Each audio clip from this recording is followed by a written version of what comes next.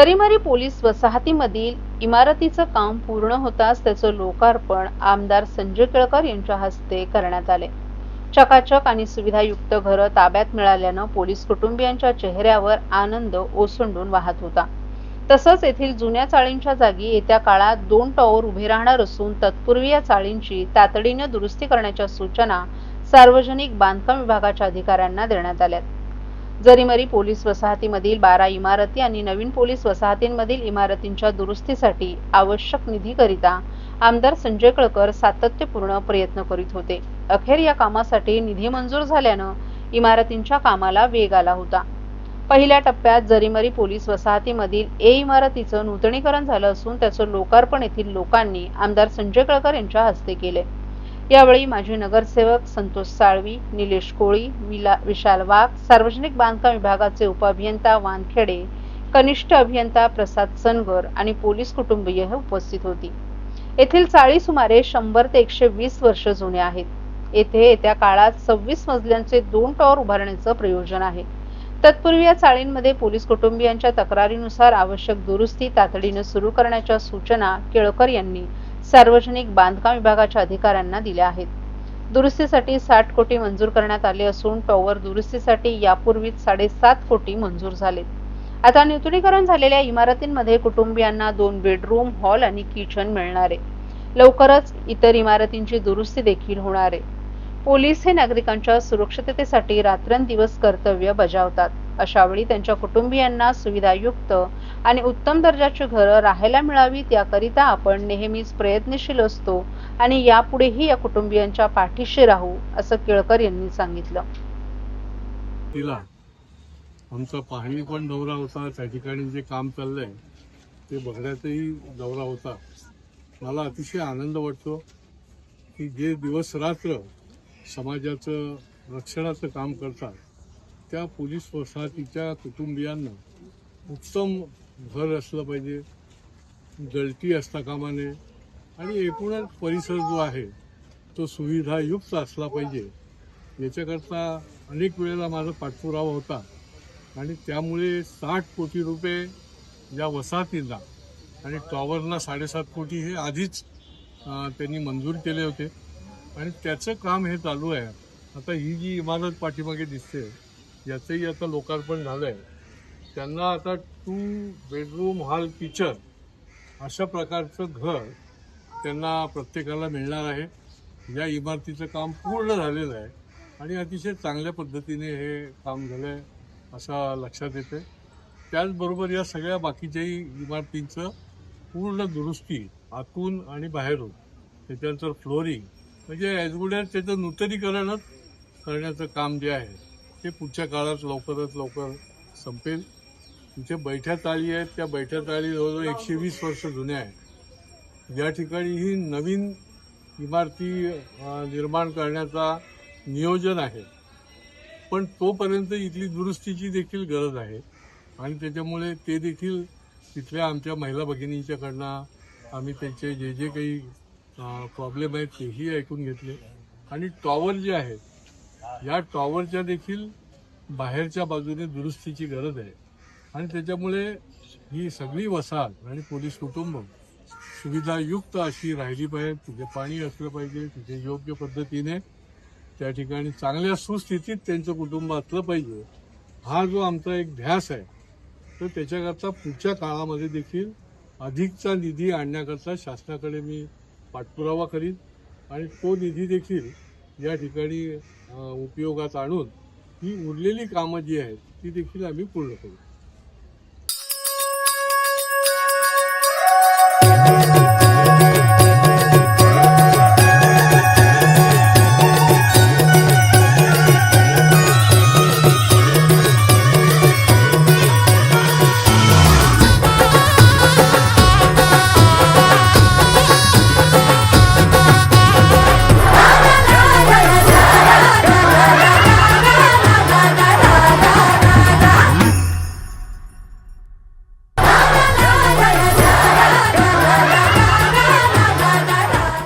सर्व नागरिकांना आवाहन करण्यात येत आहे की सध्या डासांमार्फत पसरणाऱ्या डेंग्यू या आजाराचा प्रसार रोखण्यासाठी प्रत्येकाने पुढील प्रमाणे कार्यवाही करावी. डेंग्यू आजार एडिस इजिप्ती हा डास चावल्याने होतो. या डासांची पैदास साचलेल्या किंवा साचवलेल्या स्वच्छ पाण्यामध्ये होते. 8 दिवसांपेक्षा जास्त दिवस पाणी उघडे व साचून राहिल्यास त्यात डास अंडी घालतात. अंड्यांच्या अळ्या तयार होऊन पुढे डास तयार होतात. यासाठी आपल्या घरातील पाणी साठे उदाहरणार्थ बॅरल्स, पिंपे, टाक्या, हौद, रांजणे इत्यादी दर आठवड्याला रिकामे करून घासून पुसून कोरडे करून पुन्हा भरावे. 1 दिवस कोरडा दिवस म्हणून पाळावा. पाणी साठ्यांना घट्ट झाकणे बसवावीत किंवा जुनी साडी, चादर, धोतर यांनी बांधून झाकून ठेवावीत, म्हणजे डास त्यात जाऊन अंडी घालणार नाहीत. घराच्या गच्चीवर, आजूबाजूला, अंगणात कोठेही पाणी साचू देऊ नये. भंगार सामान उघड्यावर टाकू नये. उदाहरणार्थ टायर्स, प्लास्टिक सामान, कुंड्या, टाकाऊ वस्तू इत्यादी. अशा सामानात पावसाचे पाणी साठून त्यात डेंग्यूच्या डासांची पैदास होते. घरातील कूलर्स, फ्रीजच्या पाठीमागील ट्रे हे देखील वेळोवेळी कोरडे करावेत. लक्षात ठेवा, नुसत्या फवारणीने डास घनता कमी होत नाही, तर त्यासाठी डास पैदास ठिकाणे नष्ट करणे ही आपल्या सर्वांची जबाबदारी आहे. कोणताही ताप अंगावर न काढता जवळच्या शासकीय रुग्णालयात मोफत औषधोपचार घ्या. अशा प्रकारे नागरिकांनी सहकार्य केल्यास डेंग्यूचा प्रसार रोखणे सहज शक्य आहे.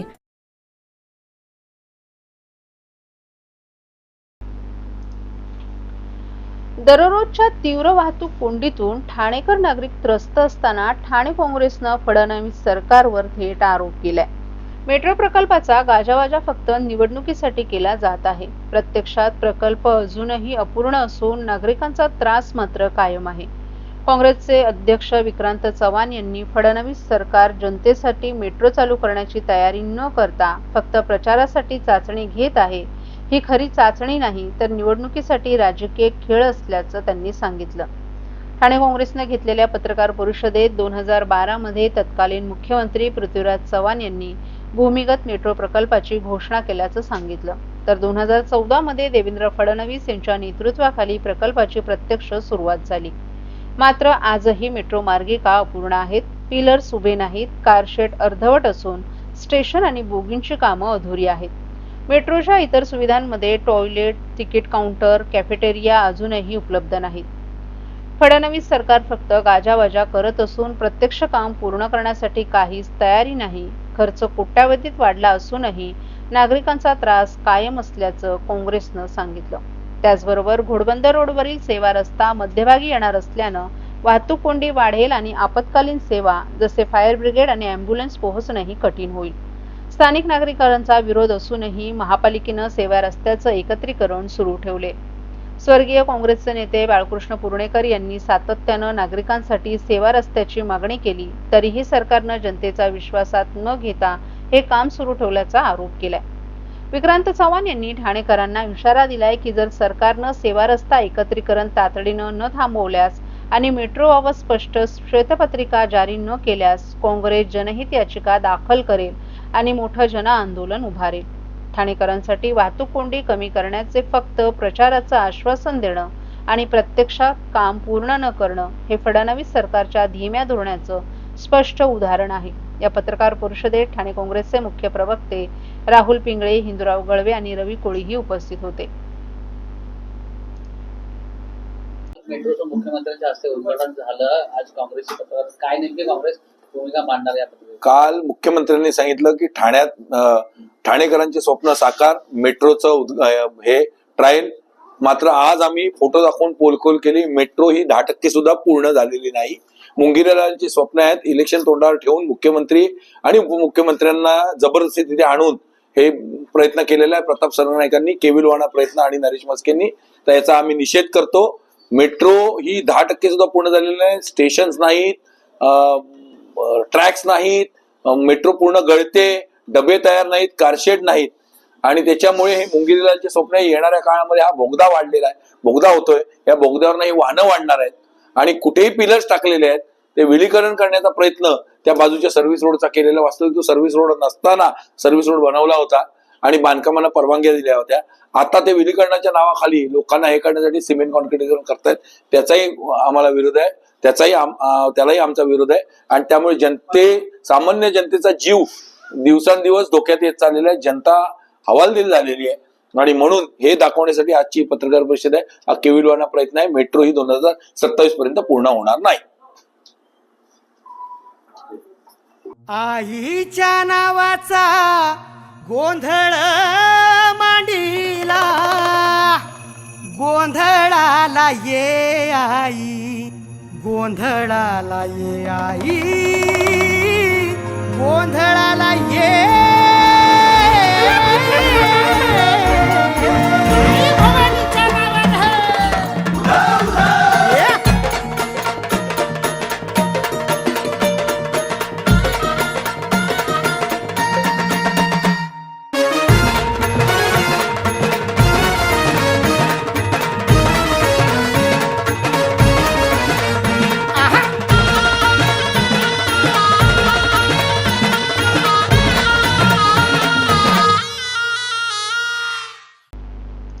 शिवसेना ठाकरे गटाचे माजी खासदार राजन विचारे आणि शिंदे गटातील आरोप प्रत्यारोप अधिक तीव्र झाले असून शिंदे गटातील ज्येष्ठ माजी नगरसेवक आणि आनंद दिघे यांचे जुने सहकारी यांनी विचारे यांच्यावर गंभीर आरोप केलेत. शिंदे गटाच्या नगरसेवकांनी आरोप केलाय की राजन विचारे हे आनंद दिघे यांच्या काळात जादू टोण्यासाठी लिंबू फिरवून आनंद आश्रमाबाहेर टाकत असत. एवढंच नव्हे तर दिघे साहेब रस्त्यावरून जाताना त्यांच्या पायाखालची वाळू देखील जादू टोण्यात वापरत असल्याचा धक्कादायक दावा करण्यात आलाय. तसंच सभागृह नेते पदाच्या संदर्भातही आरोप झालेत. दिघे साहेबांनी एकनाथ शिंदे यांच्यावर आलेल्या वैयक्तिक दुःखामुळे त्यांच्याकडे सभागृह नेते पद द्यावं असं राजन विचारे यांना सांगितलं होतं. मात्र त्यावेळी विचारे यांनी केवळ नकारच दिला नाही तर सभागृहात दिघे साहेबांना शिवीगाळ केली होती असा ठपका या नगरसेवकांनी ठेवलाय. याशिवाय संजय राऊत यांच्या ठाणे दौऱ्याच्या दाव्यावरही शिंदे गटाने जोरदार प्रत्युत्तर दिले. राऊत यांनी ठाण्यात येऊन गेल्याचा दावा खोटा आहे. हिंमत असेल तर कधी येणार ते सांगून या, अन्यथा आम्हीच मुलुंड भांडूपमध्ये येऊ. आम्ही दिघे साहेबांचे कार्यकर्ते आहोत, काय करू शकतो हे तुम्हाला ठाऊक आहे असा थेट इशाराही देण्यात आलाय. पितृपक्ष असल्याने आम्ही आतापर्यंत शांत बसलो होतो, मात्र आता दिवाळीपर्यंत काय परिस्थिती राहते हेच बघा असा स्पष्ट इशारा शिंदे गटाच्या नगरसेवकांनी दिला आहे. आनंद आश्रमाबाबतही त्यांनी ठाम भूमिका मांडली आहे. आनंद आश्रम हेच राहील, त्यावर शिंदे साहेबांचं नाव देण्याचा आग्रह आमच्या शिवसेनेचा आहे. दिघे साहेबांनी सुरू केलेले सण उत्सव शिंदे साहेबांनीच पुढे नेले, परंतु विचारे यांनी वेगळी चूल मांडली असं सांगत शिंदे गटाने राजन विचारे यांच्यावर निशाणा साधलाय.